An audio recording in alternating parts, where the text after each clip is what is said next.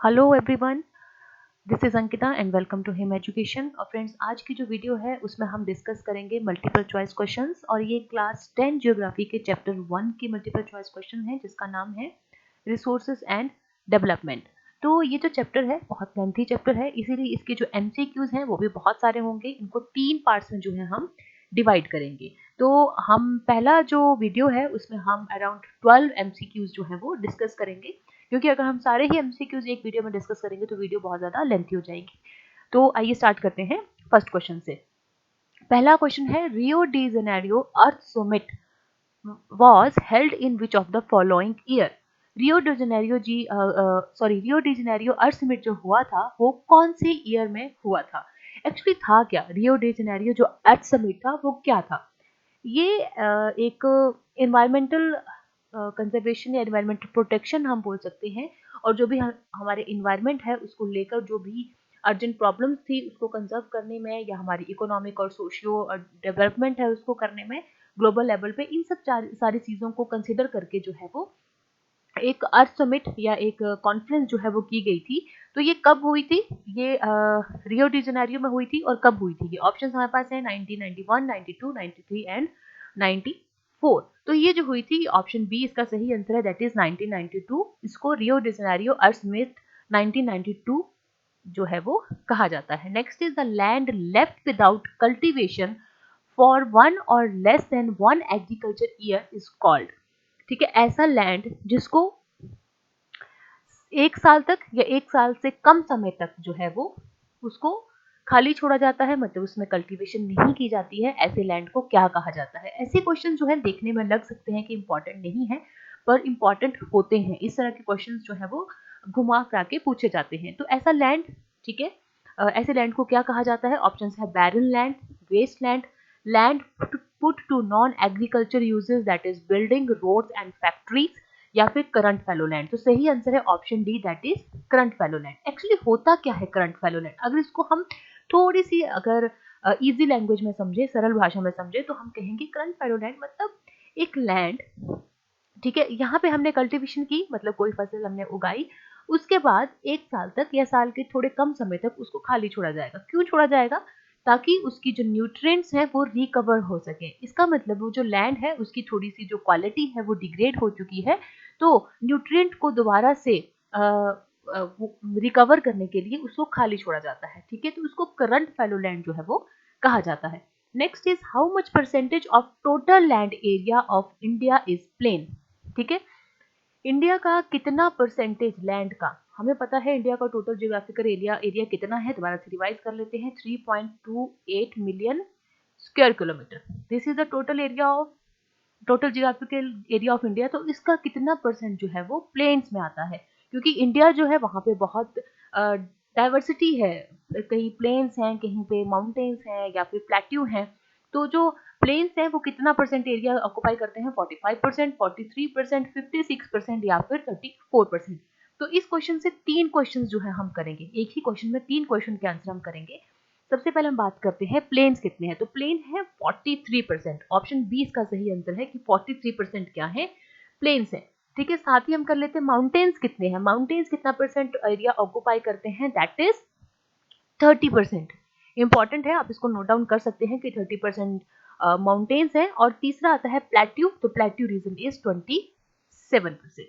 ये आप note down कर सकते हैं, 43% plains, 30% mountains and 27% is the plateau region of total geographical area of India. Next is which of the following type of resource is iron ore. Iron ore जो है वो किस तरह का रिसोर्स है? ठीक है, आयरन ओर किस तरह का रिसोर्स है? ऑप्शन है हमारे पास रीन्यूएबल, बायोटिक, फ्लो या फिर नॉन रिन्यूएबल।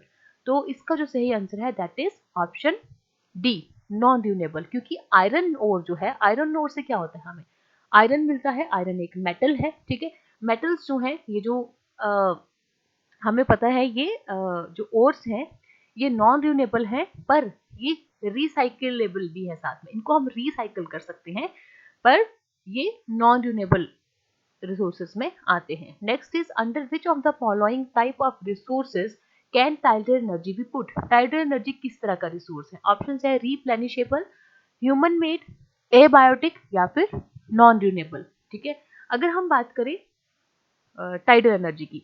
तो सही आंसर है इसका रिप्लेनिशेबल। टाइडल एनर्जी क्या है? रिप्लेनिशेबल मतलब रीन्यूएबल। क्योंकि जो रिप्लेनिशेबल रिसोर्सेज कौन से होते हैं? Which are capable of being used over and over again and capable of regeneration, जिनको हम रीजनरेट कर सकते हैं और उनको बार बार यूज कर सकते हैं। टाइडल एनर्जी क्या है? टाइडल एनर्जी जो हमारे पास समुद्र है, सी है, उसकी जो टाइड्स हैं उनसे जनरेट की जाती है, that is called tidal energy. तो वो तो हमें पता ही है, ऑब्वियसली बहुत ज्यादा अमाउंट में वो पाई जाती है। तो ये क्या है? रिप्लेनिशेबल है। Next is which one of the following is the main cause of land degradation इन पंजाब और हरियाणा। पंजाब और हरियाणा हमें पता है यहाँ पे एग्रीकल्चर बहुत ज्यादा होती है, ठीक है, बहुत ज्यादा कल्टीवेशन होती है, वहां पे लैंड डिग्रेड हो रहा है, ठीक है, लैंड जो है उसकी क्वालिटी खत्म हो रही है। ये किसकी वजह से हो रहा है? इंटेंसिव कल्टीवेशन से, मतलब ज्यादा खेती करने से, डिफोरेस्टेशन से, मतलब ज्यादा जंगलों के कटने से, ओवर इरिगेशन से, ज्यादा सिंचाई से, या फिर ओवर ग्रेजिंग से, ज्यादा चराई से। तो ऑप्शन इसका कौन सा सही है? That is option C, over irrigation. Punjab और हरियाणा जो है यहाँ पे ओवर इरिगेशन की वजह से लैंड जो है वो डिग्रेड हो रहा है, क्योंकि ज्यादा इरिगेशन करेंगे तो ज्यादा वाटर लॉगिंग होगी, ज्यादा पानी इकट्ठा होगा, जिसकी वजह से जो सॉइल है उसमें सैलिनिटी जो है वो और अल्कलिनिटी जो है उसकी मात्रा बढ़ जाएगी, ठीक है। इसके साथ ही एक और क्वेश्चन बनता है, यहाँ पे तो पंजाब और हरियाणा में जो है ओवर इरिगेशन की वजह से लैंड डिग्रेडेशन होता है, पर अगर हम बात करें महाराष्ट्र, ठीक है, जैसे महाराष्ट्र हो गया, वहां पे भी लैंड डिग्रेडेशन होता है। वो किसकी वजह से होता है? वो होता है ओवर ग्रेजिंग की वजह से, ठीक है। तो ये आपने इसको थोड़ा सा माइंड में रखना है कि कहाँ पे ओवर ग्रेजिंग की वजह से और कहाँ पे ओवर इरिगेशन की वजह से जो है वो लैंड डिग्रेडेशन होता है। गुजरात हो गया, राजस्थान हो गया, मध्य प्रदेश हो गया और महाराष्ट्र हो गया, यहाँ पे ओवर ग्रेजिंग की वजह से जो है वो लैंड डिग्रेडेशन होता है, ठीक है। Next question is, in which of the following state is terrace cultivation practice? Terrace cultivation कहाँ होती है? जहाँ पे टेरेसेस की बात आ गई, ठीक है। अगर मैं आपको थोड़ा सा हिंट दूं तो हमें पता होना चाहिए कि मतलब हिली एरिया। तो ऑप्शंस हमारे पास है पंजाब, प्लेन्स ऑफ उत्तर प्रदेश, हरियाणा और उत्तरांचल। तो कहाँ पे होती है? Option D is the right answer, Uttaranchal. Uttaranchal में टेरेस कल्टीवेशन जो है वो की जाती है, क्योंकि हिल्स जो होते हैं वहाँ पे टेरेसेस बनाए जाते हैं छोटे छोटे कल्टीवेशन के लिए, ताकि जब बारिश हो तो पानी से जो है वो सॉइल इरोजन ना हो। In which of the following state is black soil found? काली मिट्टी, ब्लैक सॉइल जो है वो कहाँ पाई जाती है? जम्मू कश्मीर में, गुजरात में, राजस्थान में, या फिर झारखंड में? तो ऑप्शन इसका जो सही है दैट इज गुजरात, ठीक है।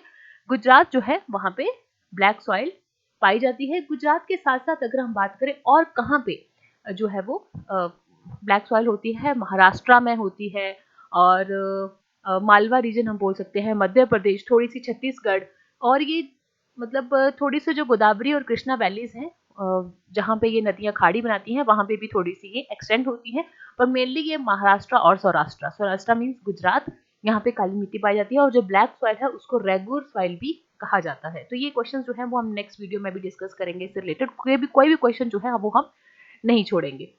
Next is, what percentage of our land should be under forest according to the National Forest Policy 1952? 1952 में एक नेशनल फॉरेस्ट पॉलिसी निकाली गई थी, उसके अकॉर्डिंग हमारा जो टोटल एरिया है उसका कितना परसेंट जो है वो फॉरेस्ट के अंदर होना चाहिए? ऑप्शन है 33%, 22.5%, 31% एंड 30%।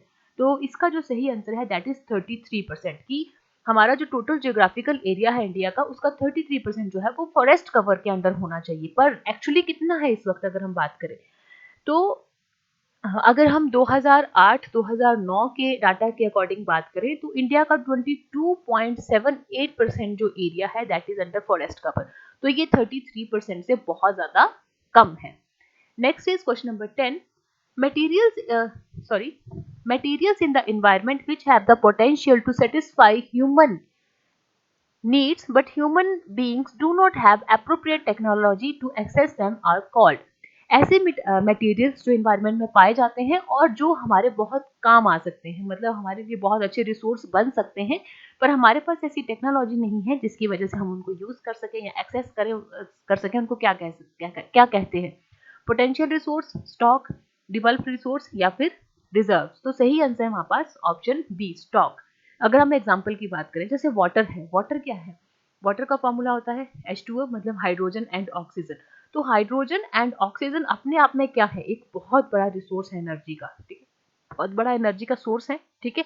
पर हमारे पास ऐसी कोई टेक्नोलॉजी डेवलप नहीं हुई है जिसकी वजह से हम ये पता कर सकें कि हम इसको यूज कैसे करेंगे, दैट इज कॉल्ड स्टॉक, ठीक है।